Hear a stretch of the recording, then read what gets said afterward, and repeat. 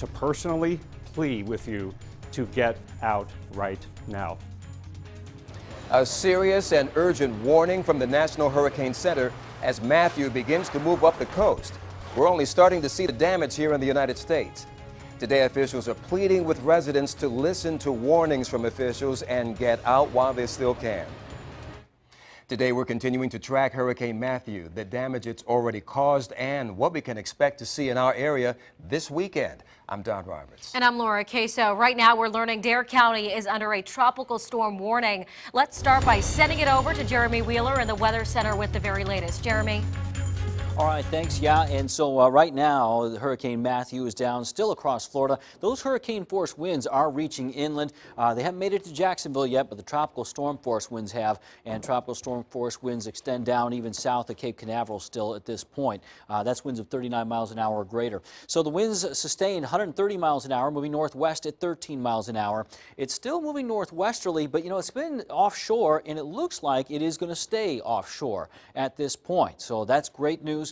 Well, it's good news, not great news, but it should help a little bit with the damage. Now, this is expected to move northeasterly going into Saturday morning. It will be well southwest of our area on Saturday morning, but by the time we get to Saturday night, this is 8 p.m., it gets a little bit closer. Category 1 hurricane. It's still to the southwest of our region, but it does get a little bit closer now. The track has shifted north, and I talked about that this morning. It would probably happen, and it has, so it's not that far away from Hatteras Sunday morning at 8 a.m., but it'll be a tropical storm. That is an update. It doesn't then move to the southeast and then to the south. Should weaken quite a bit as it moves southward towards the Bahamas or towards Florida. Maybe it'll even fall apart. There's a depression there at the end, so that's good news. Now, we do have, again, that tropical storm warning in effect for Dare County. This is mainly for Sunday. It goes until Monday, but I wouldn't be surprised if that gets expired early. And then we have the flash flood watch in effect for also northeast North Carolina and the south side. That is up through Sunday at 2 p.m. Now, our winds are going to be strong. Not today. The winds aren't too bad out there right now. They're east-northeast, about 10 to 15 miles an hour. Looking at the winds in the forecast, I mean, really all the way through Saturday midday, the winds aren't that strong. But then around 5 o'clock, the winds start to pick up a little bit. Remember, the hurricane is going to be to our south, but we got an area of high pressure to the north, and the two will work together to give us these winds 25 miles an hour, maybe a few gusts to 30 near the Outer Banks. And then here's Sunday morning. This will be the strongest of the winds. We're talking about some winds gusting maybe to 35 miles an hour around Virginia Beach and maybe up towards the eastern shore and along the bay. But it's down here towards the Outer Banks, the gusts will be about to 45 miles an hour. Could see some gusts to 60 down towards Hatteras. That'd be closest to the storm. Then the winds turn northwest as we get into Sunday, and we'll start drying things out by the afternoon.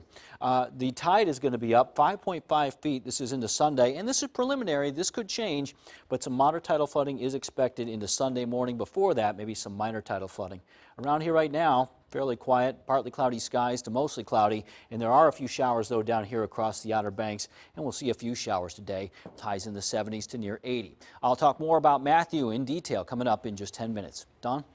All right, Jeremy, thank you. Breaking news this midday, Governor Terry McAuliffe declared a state of emergency for all Virginia in order to help supply relief for areas most hit hard by Hurricane Matthew.